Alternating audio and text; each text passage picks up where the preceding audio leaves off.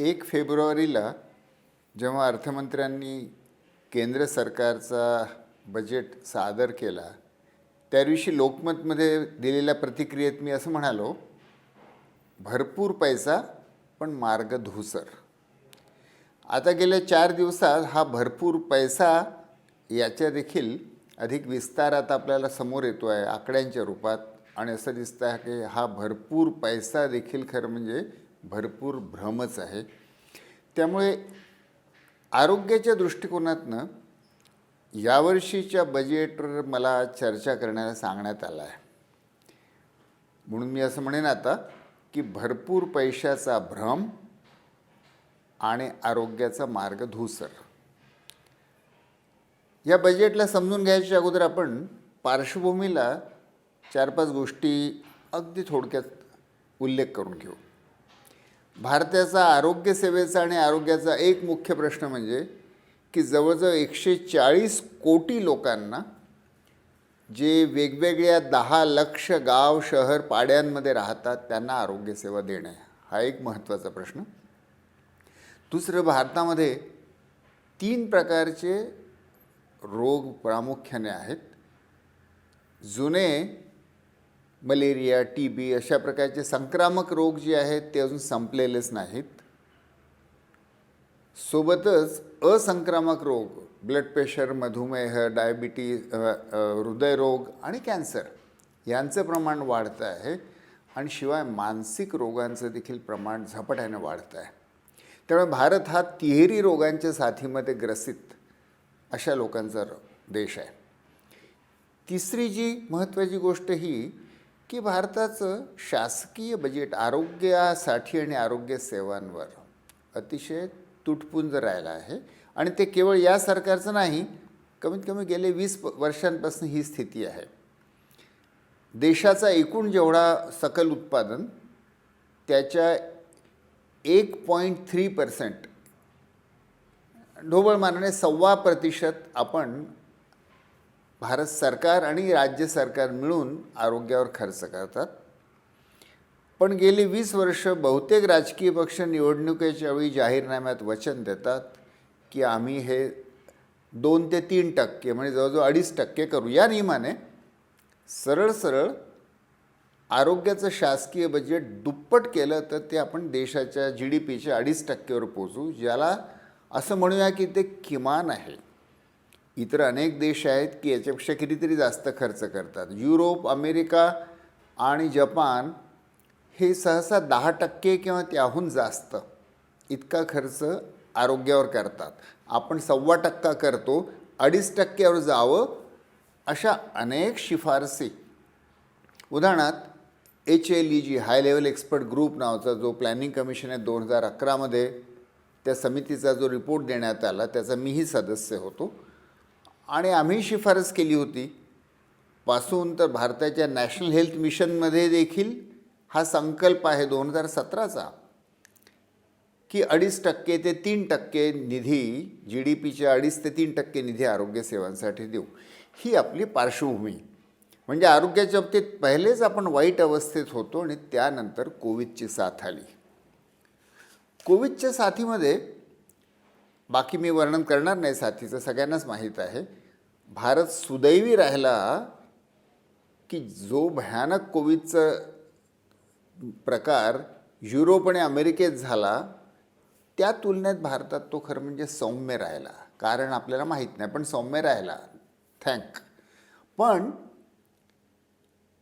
आरोग्यसेवा या काळामध्ये बहुतांशी शासकीय आरोग्यसेवाच कामी आली. खाजगी आरोग्यसेवेचा हातभार फार कमी लागला. आणखी त्यामुळे गेले 15-20 वर्ष भारताच्या विविध सरकारांनी जे मॉडेल अवलंबलं होतं की शासकीय आरोग्यसेवा सार्वजनिक आरोग्यसेवेला कमजोर करत न्यायचं आणि सगळी आरोग्याची सेवा ही खाजगी आरोग्यसेवा देईल आणि परस्पर मामला निभेल, ते मॉडेल कुचकामी आहे. हे कोरोनाच्या साथीने आपल्याला सिद्ध केलं. या पार्श्वभूमीवर हे आलेलं बजेट आहे. आपण याच्यातनं काय धडे शिकलो? बोलण्यात तर खूप गोष्टी येतात, प्रत्यक्षात जे पैशाच्या रूपात येतं ते किती? तर प्रथम तर अर्थमंत्र्यांनी ज्या घोषणा केल्या त्यामध्ये आकडेवारीचा प्रचंड मोठा खेळ आहे.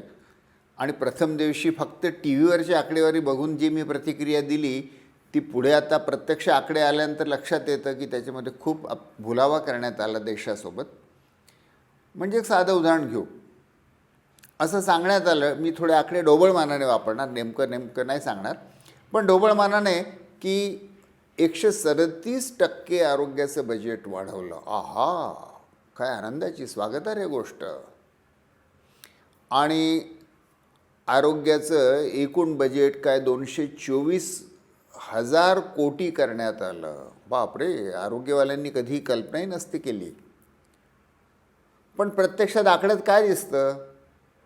वस्तुतः हे जे काही 224,000 कोटी आरोग्याचं बजेट म्हणून अर्थमंत्र्यांनी सादर केलं, त्याच्यात वास्तविकता आरोग्याचं बजेट ज्याला म्हणता येईल, एक आहे हेल्थ मिनिस्ट्रीचं, आरोग्य मंत्रालयाचं जे बजेट आहे ते आरोग्याचं बजेट आहे. ते किती आहे? तर ते गेल्या वर्षी 65,000 कोटी होतं, ते यावर्षी 71,000 कोटी केलं. म्हणजे 6,000 कोटीने, म्हणजे ढोबळमानाने असं म्हणता येईल की 10% वाढवलं. 137% वाढ म्हणतात आहेत, पण प्रत्यक्ष वाढ फक्त 10% आहे.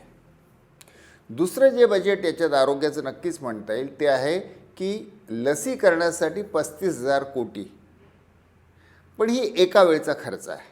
हा लसीकरणासाठी 35,000 कोटी हा काय वार्षिक दरवर्षीचा खर्च नाही, ही वन टाईम कोविडची लस द्यावी लागणार म्हणून. पण तिथेही एक खोच आहे की कोविशिल्डची किंमत 200 रुपये आहे असं म्हणतात, आणि प्रथम 30 कोटी लोकांना ज्यांना धोका जास्त आहे त्यांना लस देणार असं भारत सरकार म्हणते आहे. 2 लसीचे डोस द्यावे लागतात. त्या हिशोबाने फक्त 12,000 कोटी रुपये लसीकरणाला लागतील. मग हे 35,000 कोटी कशासाठी आहेत? तर त्याची काही स्पष्टता नाही. म्हणून शक्यता ही आहे की पुढील वर्षांमध्ये नंतर जे द्यायचे ते देखील आकडे इथंच याच वर्षामध्ये टाकून दिले आहे. वस्तुला ते खर्च करायचे नाही आहेत, फक्त ते जाहीर करायचे आहेत. म्हणून जे 6,000 कोटी वाढवले आरोग्य मंत्रालयाला आणि हे लसीकरणासाठी जी घोषणा केली ते सोडलं तर याच्यातले बाकी खर्च अवांतर आहेत. एक खर्च जाहीर केला की प्रधानमंत्री आत्मनिर्भर स्वास्थ्य योजना. प्रत्येकच योजनेला प्रधानमंत्री योजना का म्हणावं लागतं एकतर हे मला कळत नाही. त्यासाठी 60,000 कोटी जाहीर करण्यात आले. पण एकतर जे नॅशनल हेल्थ मिशनच्या अंतर्गत नियमितपणे होतच आहे ते म्हणजे प्राथमिक आरोग्य सेवा केंद्र, हेल्थ अँड वेलनेस सेंटर, दवाखाने, शासकीय दवाखाने येथील सुविधा बळकट करणे. त्यासाठी अजून एक वेगळी योजना जाहीर करण्यात आली. तेच काम करायला वेगळी योजना जाहीर करण्यात आली, पण त्याच्यासाठी बजेटमध्ये एक पैसाही दाखवलेला नाही. 60,000 कोटी बजेट आहे असं म्हणाले, पण ते खरं म्हणजे एक तर 6 वर्षांसाठी आहे. आणि वस्तुतः त्याचं पहिल्या वर्षाचं 10,000 11,000 कोटी ते देखील या वर्षीच्या प्रत्यक्ष आकडेवारीमध्ये उपस्थितच नाही. म्हणजे घोषणा फक्त केली, निधी मात्र यावर्षी दाखवलाच नाही. वॉटर आणि सॅनिटेशन, पाणी आणि स्वच्छता यासाठी मोठा खर्च आहे. ती आनंदाची बाब आहे, स्वागत केलं पाहिजे. स्वच्छ भारत योजना, जल मिशन चांगली गोष्ट आहे. पण हे आरोग्याच्या खर्चामध्ये कालपर्यंत धरण्यात येत नव्हते. आरोग्याला नक्कीच त्याचा फायदा होतो, पण मग कृषीचा देखील आरोग्याला फायदा होतो. अन्न उत्पादन होतं म्हणून तर लोक जगतात. मग आता कृषीचाही खर्च आरोग्यात धरणार का? किंवा आता जेव्हा कोरोनाची साथ आली, एअर इंडियाने विमानाने बाहेरून समजा आपल्यासाठी काही सामुग्री आणली, वैद्यकीय सामुग्री, मग एअर इंडियाचा खर्च देखील आरोग्यात धरणार का? पण कालपर्यंत धरत नव्हते. त्यामुळे ही जी वाढ केलेली म्हणतात आहेत, दाखवतात आहेत, त्यातली काही वाढ खरं म्हणजे प्रत्यक्ष बजेटच्या आकडेवारीमध्ये नाहीच आहे, फक्त घोषणा केली आहे. काही इतर विभागांचा जो खर्च आहे तो ओढून ताणून आरोग्यामध्ये ढकलण्यात आलेला आहे आणि त्यामुळे गेल्या वर्षी खर्च होतच होता स्वच्छ भारतवर, पण तो यावर्षी आरोग्याच्या नावाने दाखवून आरोग्याचं बजेट जणू काय खूप वाढवलं असं दाखवण्यात येत आहे. म्हणजे या मुठीचं या मुठीत द्यायचं आणि म्हणायचं बघा मी किती दिलं तुम्हाला. तर त्यामुळे आकडेवारीमध्ये बराच भ्रामकपणा हे काही मोठं योग्य नाही. आरोग्यासारख्या महत्त्वाच्या मुद्द्यावरती देशाला असं आकड्यांचा खेळ करणं आणि एका अर्थाने भ्रमात टाकणं हे काही योग्य केलं आहे असं मला वाटत नाही. याच्यात वस्तुतः 6,000 कोटी जे वाढले आहे नॅशनल हेल्थ आरोग्य मंत्रालयाची, ही त्यातली वास्तविक वाढ आहे. लसीकरणासाठी जे आहे त्याची घोषणा तरी किमान जी आहे ती एक वास्तविक वाढ आहे. तर पोषणासाठी जो आहे वस्तुतः गेल्या वर्षी माझ्यासमोर आत्ता इंडियन एक्सप्रेसमध्ये ऋतुप्रिया ज्या JNUमध्ये प्रोफेसर आहेत सार्वजनिक आरोग्याच्या, त्यांनी मांडलेलं टेबलच आहे.